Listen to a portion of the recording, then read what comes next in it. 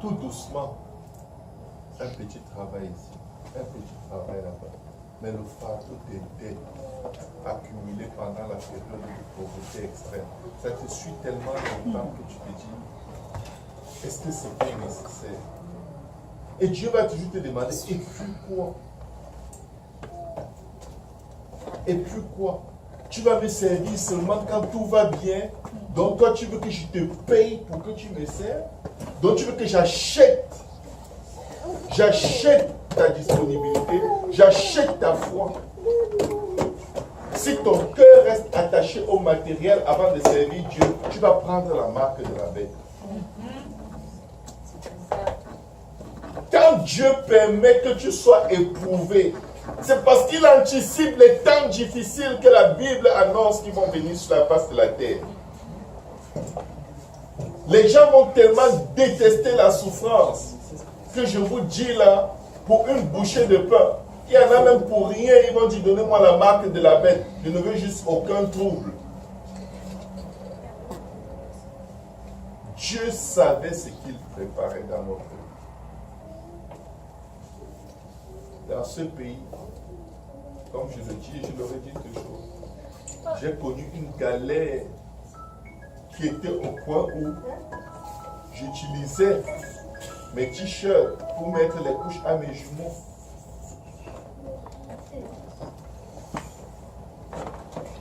Dieu avait un plan.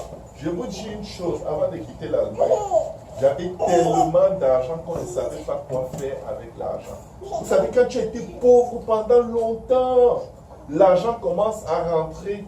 Je vous dis, des fois, on avait des mois, on avait 7 000 euros, 8 000 euros, 9 000 euros en un mois. Tu es perdu, noyé dans l'argent. On allait dans les magasins avec nos enfants. On leur disait, prenez tout ce que vous voulez. Ils prennent des yaourts, on prenait des choses qui ne vont même pas ensemble. Le chariot est plein comme ça. Rien ne correspond à rien. C'est-à-dire que quand tu sors du magasin, tu dis, mais j'ai acheté ça pourquoi? Nos enfants prenaient le yaourt, les mêmes enfants qui ont pleuré quelques années avant pour la balade. Ils buvaient le yaourt à boire. Ils crachaient. Ils mangent, ils boivent, ils crachent. Il n'y a plus de place. Ils ont tellement bu, ils sont débordés. On y allait chaque semaine, on remplissait le chariot. L'argent ne se comptait plus.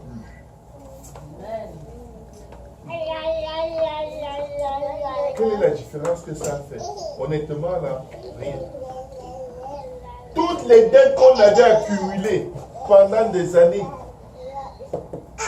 on a payé en une semaine.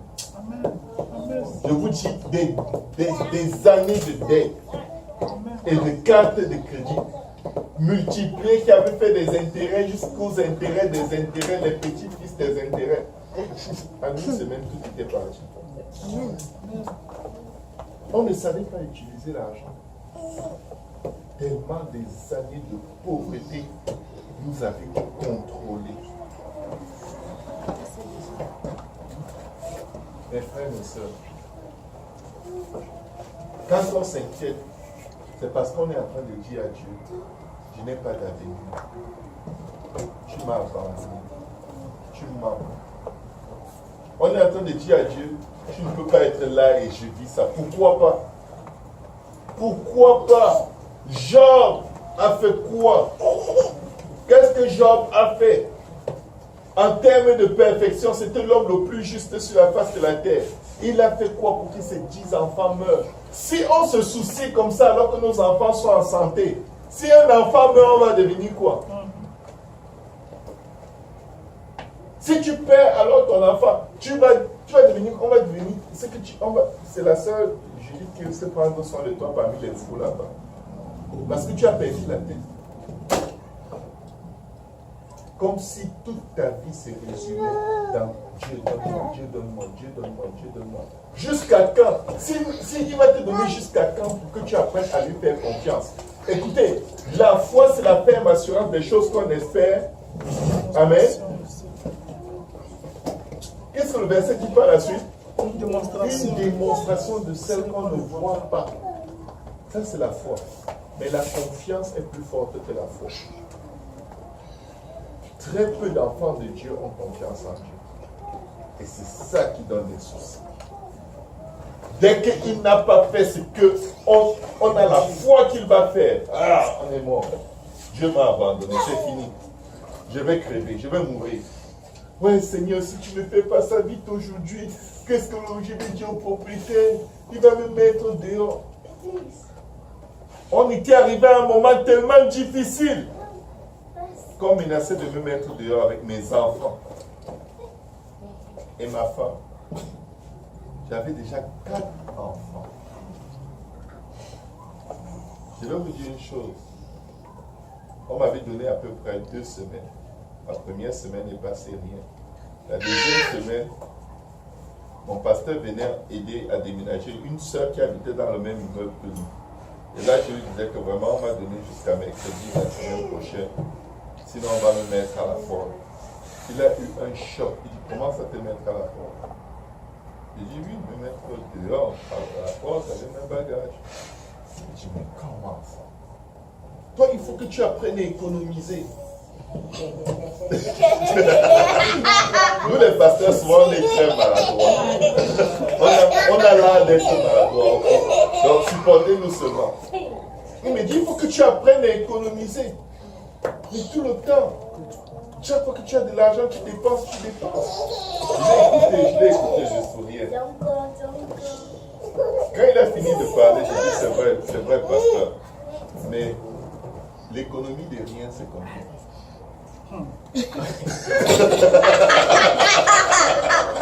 Quand tu as rien, tu économises combien?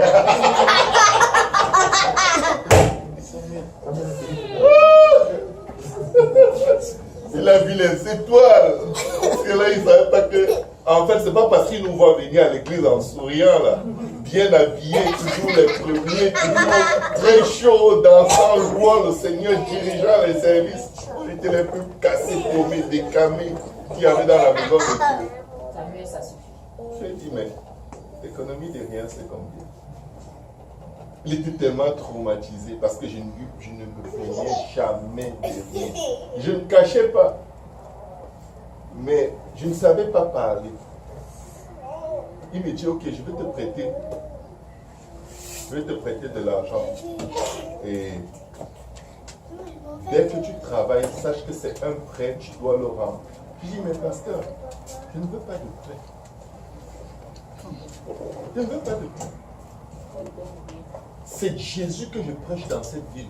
S'il me met dehors, c'est Jésus qu'on a mis dehors. C'est le nom de Jésus qui va être humilié dans les rues de ce village allemand. Je ne veux pas de prêt. Moi, je veux une délivrance. Je ne veux pas de dette. Une dette ne te sort pas des problèmes. Une dette te met esclave de celui qui t'a prêté. Et un esclave, tout ce qu'il produit va à qui? À son maître. Donc toute bénédiction, toute grâce, toute faveur de Dieu qui est supposée venir sur ta vie pendant que tu as les dettes, ça va directement se transférer à celui qui est ton maître. Je dis, je ne veux pas de dettes. Il me dit, oh non, l'orgueil, blablabla, l'orgueil. C'est quoi cet orgueil? Il faut apprendre à recevoir de l'aide. Je dis, mais c'est un prêt, c'est un peu une aide. Quand quelqu'un te prête de l'argent, il ne t'a pas aidé. Arrête de dire, je l'ai aidé. Quand il avait des problèmes, je l'ai aidé. Et il ne m'a pas remboursé. Tu ne l'as pas aidé. Ce n'est pas une aide, c'est un prêt. En fait, il devient ton maître, celui qui t'a prêté. Tu t'es mis sous son autorité spirituelle comme esclave. Et il va raconter partout comment il t'aidait quand tu étais en difficulté. Maintenant tu es bien. Il te prêtait, il ne t'aidait pas. Alors il m'a tellement parlé que je me suis dit, bon, je suis soumis. Il n'y a pas de problème. Et là, j'ai commencé à me faire de l'espoir. Le lendemain à l'église, c'était un samedi, le lendemain, j'attendais donc le prêt de 300 € pour calmer un peu le volcan de mes propriétaires. Je ne sais pas, il allait prier, il prend le micro en prêchant. Non, il y a des gens ici, quand ils passent par des situations, il ne faut pas leur prêter de l'argent. C'est comme un non. Je ne voulais pas le prêter, c'est toi qui m'as dit. Maintenant que j'ouvre mon cœur, tu viens le casser. C'est quoi le problème? Depuis ce jour, je me suis dit une chose. Je souffre, je vais m'appuyer sur Dieu. Amen. Maudit soit l'homme qui se confie en l'homme. Oui. Quand il aurait même payé tout ce loyer, le prochain loyer qui allait payer. Suppose même qu'un être humain vient te bénir. Tu crois que tu es béni parce qu'un problème ponctuel est réglé, alors que Dieu regarde toute ta destinée. Il regarde la destinée de tes enfants. Il regarde la destinée de ceux à qui tu vas prêcher la parole. Si le monsieur qui était sorti de prison, quand Joseph a interprété son rêve, allait faire sortir Joseph, Joseph allait tout simplement sortir de la prison et être jeté dans la rue parmi le peuple. Il commençait à être un laveur, un plongeur ou un laveur d'assiette ou un laveur de sol chez les gens. Mais Dieu avait vu plus loin que le problème qu'il avait. Dieu le voyait assis sur le trône en train de sauver des nations, de sauver toute l'Égypte et de sauver tous les peuples de la terre qui viendraient en Égypte chercher du grain pendant les 7 ans du désert. Je viens dire à quelqu'un aujourd'hui, Dieu te dit ne t'inquiète de rien parce que tu es en train de chercher une place de prolétaire alors que tu es appelé à être un chef. Amen. Amen.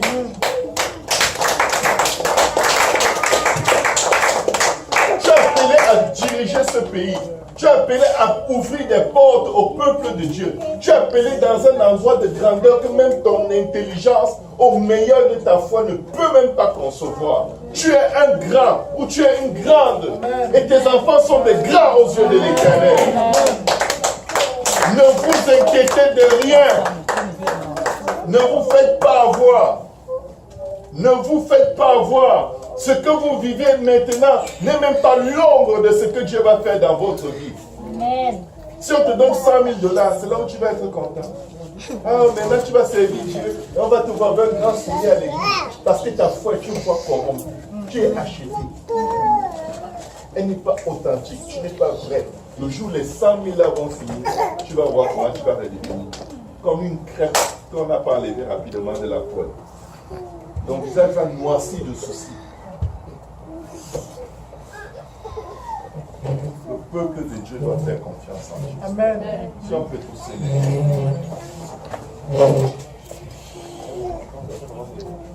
Quand nous prions, parlons sur nous. Amen. Si tu ne prophétises pas sur ta vie, personne ne va prophétiser sur ta vie à ta place. Je vous le promets, mes frères, mes sœurs, ne nous le faisons pas avoir. Nous devons nous-mêmes prendre autorité et parler sur nos vies. Parce que Dieu a un plan. Peu importe à quel point ta vie peut paraître tordue, cassée, brisée, Dieu a un plan qui va certainement s'accomplir. La Bible dit que si une prophétie ne s'accomplit pas, si elle tarde à s'accomplir, patientez, parce qu'elle s'accomplira toujours. Amen. Ne regardez pas à... Regardez comment le temps est bizarre aujourd'hui. Demain, peut-être qu'il y aura le plus beau soleil de tout l'été là-dehors. Avec la plus belle température. Mais si tu regardes ce temps, il peut te rendre dépressif. Quand tu es trop bombardé par les soucis à cause de ce que tu vois, à cause des circonstances, tu commences à trop manger ou à trop regarder la télé. Tu essaies de noyer tes soucis dans quelque chose. À trop regarder les films parce que tu as peur de regarder ta vie en face. Non! Va regarder ta vie et amène ça à Dieu par des prières et des supplications avec action de grâce. Là où tu commences à prophétiser, je ne mourrai pas, je vivrai. Dieu me donnera au-delà et infiniment, abondamment, bien au-delà de ce que je pense. Parle quelque chose sur ta vie au lieu de laisser le monde se parler dans toi à travers les films et des informations qui ne servent à rien. Alléluia. Dieu peut le faire, je sais qu'il le peut, pourvoir à tous mes besoins. Je peux le faire, je sais qu'il le peut, pourvoir à tous mes besoins. Je peux le faire, je sais qu'il le peut, pourvoir à tous mes besoins. Je peux le faire, Je sais qu'il le fait. pourvoir Pourvoir à tous mes besoins. Je peux le faire, Je peux le faire.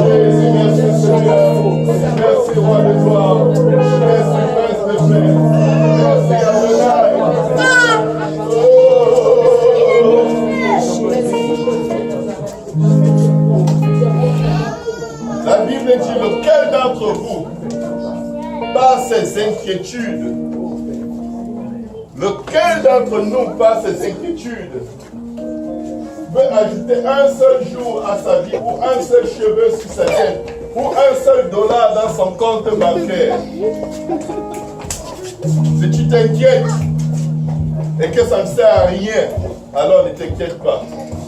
Si l'inquiétude rendait riche, c'est qu'il y en a qui seraient milliardaires. Parce que leur premier réflexe naturel, malheureusement, c'est s'inquiéter. Et c'est un réflexe naturel chez tous les êtres humains. Mais il faut parler à nos âmes. Mon âme, pourquoi t'as battu au-dedans de moi? Fais confiance en l'Éternel. Mon âme, pourquoi t'as battu au-dedans de moi? Pourquoi es-tu abattu? L'Éternel est le Dieu qui a fait les cieux et la terre. La terre lui appartient avec tout ce qu'elle renferme. Confie-toi en l'Éternel de tout ton cœur. Tu ne t'appuies pas sur ta propre sagesse. Mets en lui ta confiance et il agira. Fais de l'Éternel tes délices et il te donnera ce que ton cœur désire. Que le nom du Seigneur soit glorifié. Parce que Dieu va faire de grandes choses parmi nous. Au nom de Jésus. Amen. Est-ce qu'on peut dire au nom de Jésus?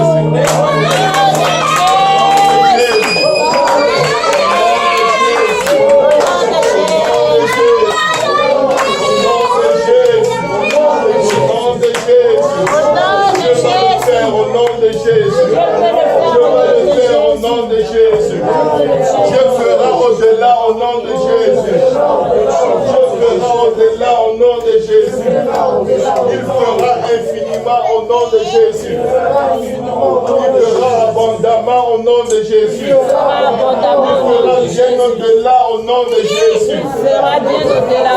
Bien au-delà de ce que nous demandons et pensons au nom de Jésus. Bien au-delà de ce que nous demandons et pensons au nom de Sa Jésus. fidélité est grande au nom de Sa Jésus. fidélité est grande au Sa nom de fidélité Jésus. est incomparable au nom de Jésus. Sa fidélité est incomparable au nom de Dieu Jésus. est fidèle. Dieu est Je fidèle. lui ferai confiance. Je lui ferai Au confiance. nom de Jésus. Au nom de Jésus. Au nom de Jésus.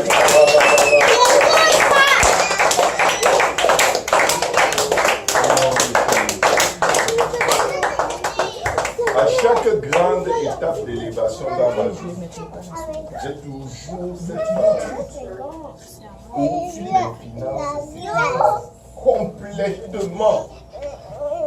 Et dès que je touche le fond, c'est comme lorsque quelqu'un tombe dans un lac ou dans une piscine profonde. Il s'enfonce, mais s'il peut juste se calmer, il va s'en sortir, même s'il ne sait pas. Parce que s'il descend jusqu'au fond et il se baisse calmement en retirant son souffle et il pousse la même eau qui allait le noyer, va le faire ressortir jusqu'à la surface.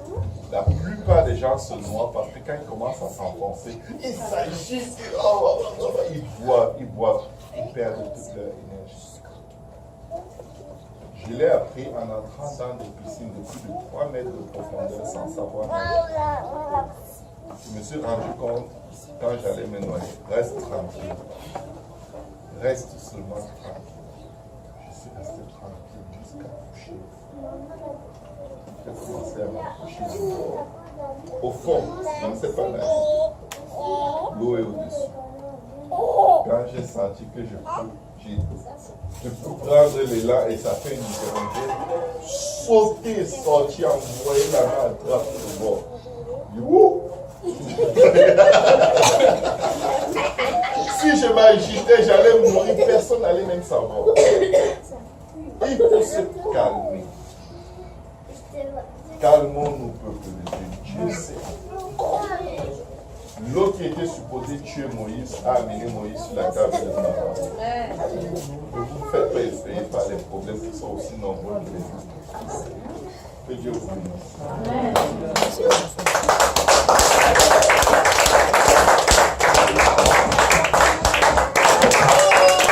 Alléluia, que Dieu vous bénisse les autres.